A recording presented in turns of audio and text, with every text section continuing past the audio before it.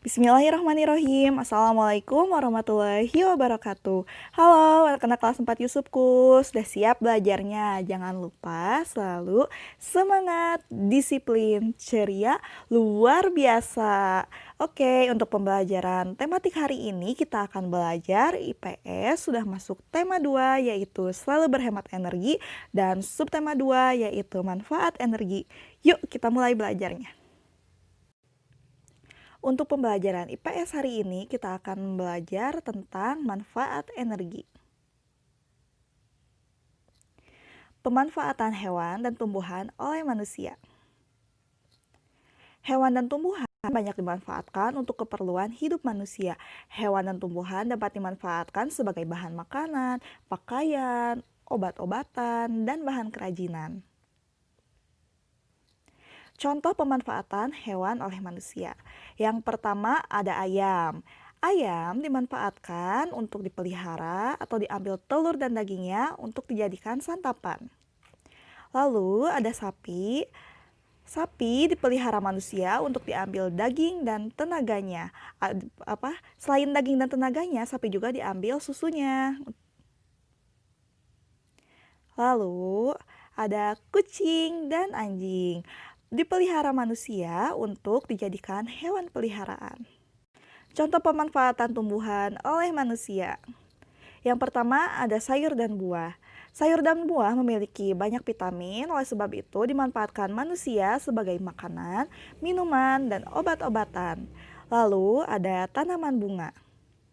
Tanaman bunga dibudidayakan untuk dijadikan tanaman hias untuk menghiasi perkarangan rumah kita. Lalu ada batang pohon. Batang pohon dimanfaatkan manusia untuk bahan bangunan, pembuatan perahu, pembuatan kertas, dan alat rumah tangga. Nah, kurang lebih coba perhatikan alat rumah tangga di sekitar kita. Ada lemari, kursi, meja, dan lain-lain. Itu dibuatnya dari batang pohon kayu. Kita lanjut ke pemanfaatan sumber daya alam dalam berbagai kegiatan. Yang pertama ada pengolahan ikan asin. Sumber daya alam yang dibutuhkan dalam pembuatan ikan asin yang pertama ada panas matahari. Panas matahari ini bermanfaat untuk mengeringkan ikan asin. Lalu yang kedua ada kayu. Kayu dibuat menjadi anyaman untuk tempat pengeringan ikan asin. Lalu ada garam. Garam digunakan untuk mengawetkan ikan asin.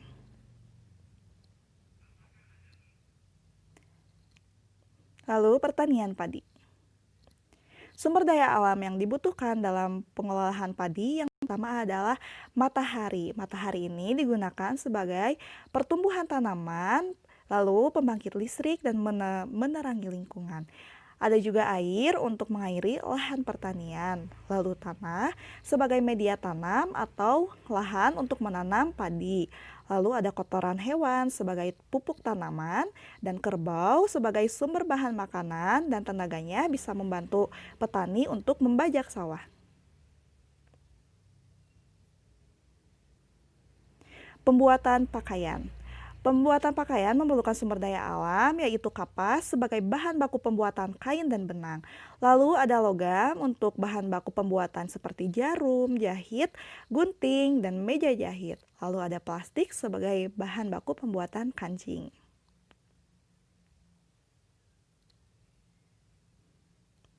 Lalu transportasi. Transportasi tetap menggunakan sumber daya alam yaitu seperti logam sebagai bahan pembuatan alat transportasi, lalu ada minyak bumi sebagai pembuatan bahan bakar. Pembuatan patung. Dalam pembuatan patung, kita memerlukan tanah, kayu, atau batu sebagai bahan bakunya. Lalu ada besi atau baja sebagai bahan baku untuk membuat pahat. Sekian materi yang dapat Ibu sampaikan. Semoga materi yang Ibu sampaikan dapat kalian mengerti dan kalian pahami. Oke, untuk itu kalian harus mengerjakan latihan pada subtema 1 yaitu halaman 119 dan halaman 93. Terima kasih. Assalamualaikum warahmatullahi wabarakatuh.